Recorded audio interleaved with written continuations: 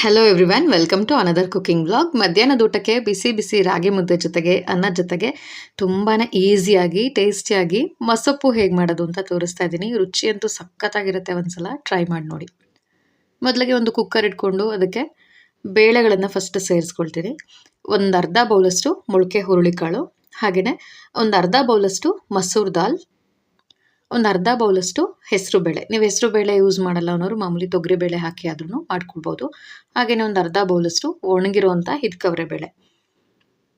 ಇದೆಲ್ಲದನ್ನು ಕೂಡ ಒಂದು 2ರಿಂದ 3 ಸಲ ಚೆನ್ನಾಗಿ ತೊಳೆದಿಟ್ಕೊಂಬಿಡಿ. ಈ ಬೇಳೆಗಳೆಲ್ಲ ಚೆನ್ನಾಗಿ ತೊಳೆದಿದ್ದಾದ್ಮೇಲೆ ನೆಕ್ಸ್ಟ್ ಇದಕ್ಕೆ ಕಟ್ ಮಾಡಿಟ್ಕೊಂಡಿರುವಂಥ ಕೆಂಪು ದಂಟಿನ ಸೊಪ್ಪನ್ನು ಸೇರಿಸ್ಕೊಳ್ತಾ ಇದ್ದೀನಿ. ನೋಡಿ, ಕೆಂಪು ದಂಟಿನ ಸೊಪ್ಪು ಮಾತ್ರನೇ ಹಾಕಿ ಮಾಡ್ತಾ ಇದ್ದೀನಿ. ಜಾಸ್ತಿ ಕ್ವಾಂಟಿಟಿಯಲ್ಲಿ ಕೆಂಪು ದಂಟನ್ನೇ ಹಾಕಿ ಅದಕ್ಕೆ ಸ್ವಲ್ಪ ಇನ್ನು ಸಬ್ಸಿಗೆ ಸೊಪ್ಪು ಇದನ್ನೆಲ್ಲ ಹಾಕಿ ಮಾಡ್ತಾ ಇದ್ದೀನಿ. ರುಚಿ ಅಂತೂ ಸಖತ್ತಾಗಿತ್ತು, ಟ್ರೈ ಮಾಡಿ ನೋಡಿ.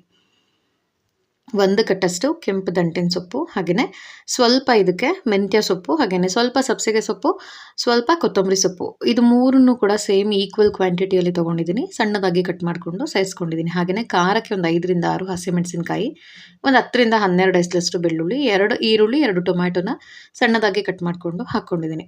ಹಾಗೆಯೇ ಒಂದು 2 ಟೀ ಸ್ಪೂನಷ್ಟು ಜೀರಿಗೆ, ಹಾಗೆ ನೆಕ್ಸ್ಟ್ ಅದಕ್ಕೆ ಒಂದು 2 ಟೀ ಸ್ಪೂನಷ್ಟು ಸಾಂಬಾರು ಪುಡಿ. ಕೆಲವೊಬ್ಬರು ಮಸೊಪ್ಪಿಗೆ ಸಾಂಬಾರು ಪುಡಿ ಯೂಸ್ ಮಾಡೋದಿಲ್ಲ, ನಾವು ಯೂಸ್ ಮಾಡ್ತೀವಿ, ಹಾಗಾಗಿ ಹಾಕಿದ್ದೀನಿ 2 ಟೀ ಸ್ಪೂನಷ್ಟು ಸಾಂಬಾರು ಪುಡಿ. ಹಾಗೆಯೇ ಒಂದು 1/4 ಟೀ ಸ್ಪೂನಷ್ಟು ಅರಿಶಿನ, ರುಚಿಗೆ ಬೇಕಾಗಿರೋಷ್ಟು ಉಪ್ಪು, ಹಾಗೆಯೇ ಸ್ವಲ್ಪ ಹಸಿ ತೆಂಗಿನಕಾಯಿ ತುರಿ.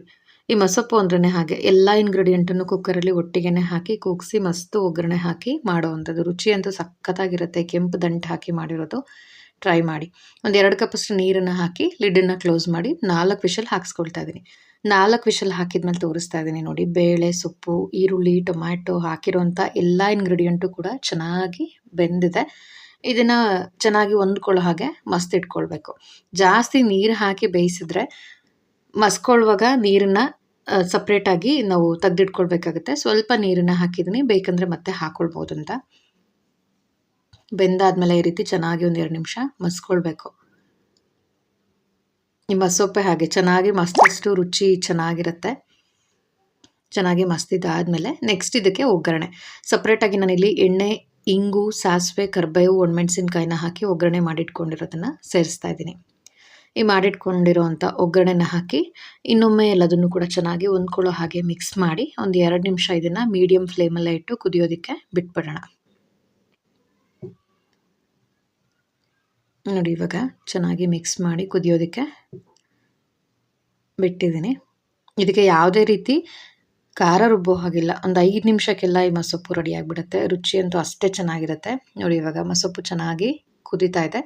ನೆಕ್ಸ್ಟ್ ಇದಕ್ಕೆ 1 ಸ್ಪೂನಷ್ಟು ತುಪ್ಪ, ಬೇಕಿದ್ರೆ ಮೇಲೂ ಕೂಡ ಸ್ವಲ್ಪ ಕೊತ್ತಂಬರಿ ಸೊಪ್ಪನ್ನ ಗಾರ್ನಿಷ್ ಮಾಡೋಕ್ಕೆ ಹಾಕ್ಕೊಳ್ಬೋದು. ರುಚಿ ಕೂಡ ಅದು ಚೆನ್ನಾಗಿರುತ್ತೆ. ನೋಡಿ, ಸಾಂಬಾರು ಇವಾಗ ಚೆನ್ನಾಗಿ ಕುದೀತಾ ಇದೆ.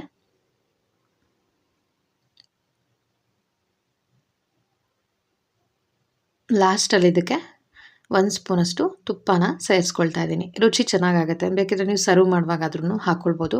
ಬಿಸಿ ರಾಗಿ ಮುದ್ದೆ ಜೊತೆಗೆ ಅನ್ನದ ಜೊತೆಗೆ ಪರ್ಫೆಕ್ಟ್ ಆಗಿರುತ್ತೆ. ಮಿಸ್ ಮಾಡ್ದೇನೆ ಈ ಮಸೊಪ್ಪನ್ನ ಒಂದ್ಸಲ ಈ ಮೆಥಡಲ್ಲಿ ಟ್ರೈ ಮಾಡಿ ನೋಡಿ.